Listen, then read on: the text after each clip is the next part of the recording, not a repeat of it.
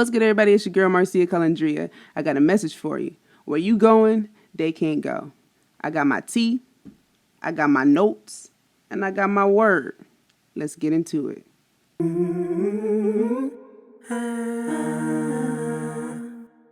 If you want to grow higher in Christ, who you keep in your tribe will determine how far you will go. Okay? Here are 3 red flags to alert you that it's time to separate and elevate yourself from someone or someones who cannot go where God is about to take you. First red flag, they hardly ever acknowledge Christ. Therefore, everyone who will acknowledge me before others, I will acknowledge him before my Father in heaven. But whoever denies me before others, I will deny him before my Father in heaven. This person doesn't speak about Christ privately or publicly, hardly ever. And this is an issue because if you're trying to grow in Christ and you know God is calling you to go to a greater and deeper place, the people in your tribe must be able to support a conversation about Jesus, okay? Like if they can't talk about him, if they don't want to talk about him, that's a red flag, okay? Separate. The second red flag is that they've made very limited space for Christ in their life. In the 37th verse, it says, "The one who loves a father or mother more than me is not worthy of me. The one who loves a son or daughter more than me is not worthy of me." Now, Christ is speaking specifically about family here because family is significant, right? But it's the significance of the thing, really. It can stand for friends or it can stand for things. Essentially, if someone in your life makes more space for anything and everything else than Christ, then this is a red flag.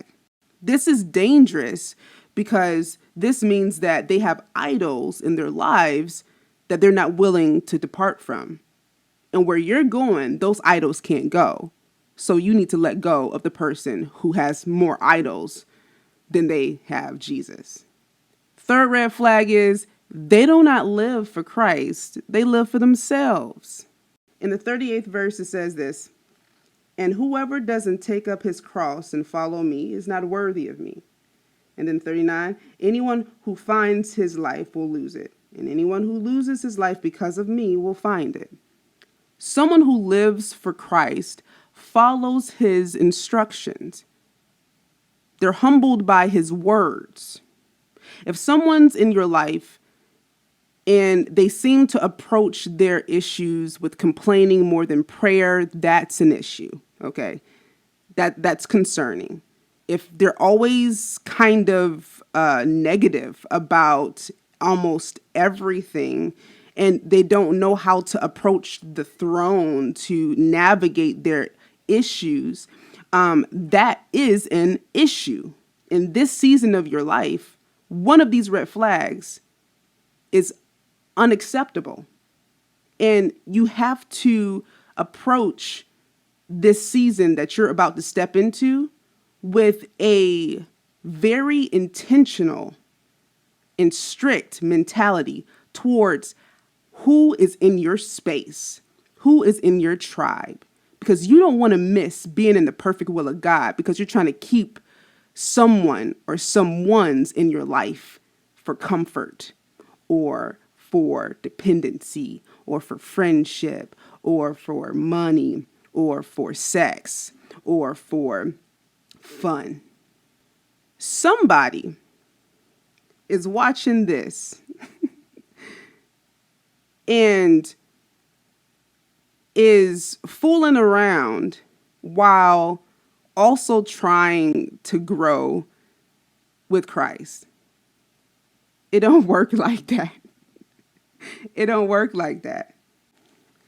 You cannot afford to hold on to someone that doesn't know how to hold on to Christ. Okay? Drop every heavy weight. It's time to elevate. It's going to sting. It's going to sting. But the Father will bring peace in your transition period. And it's all going to be worth it in the end. This might not mean this person or persons will never be in your life or you'll never see them again. This might be something that's temporary. It might be the best thing for both of y'all or all of y'all. I know it'll be the best thing for you.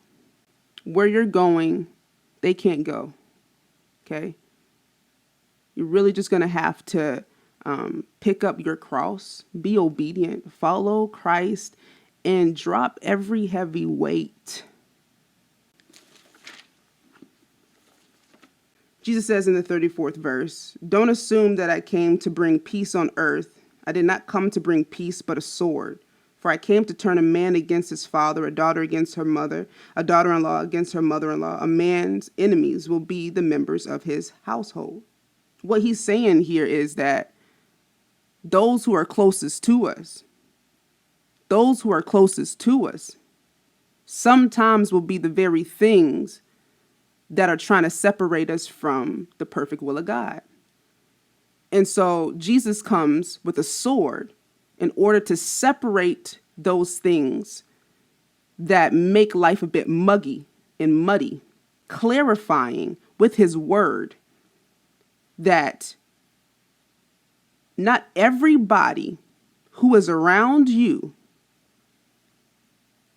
needs to be around you right now. Take some time to evaluate your tribe right now. Okay. Pray about the members within whom you associate yourself with and clean house, because where you going, they can't go.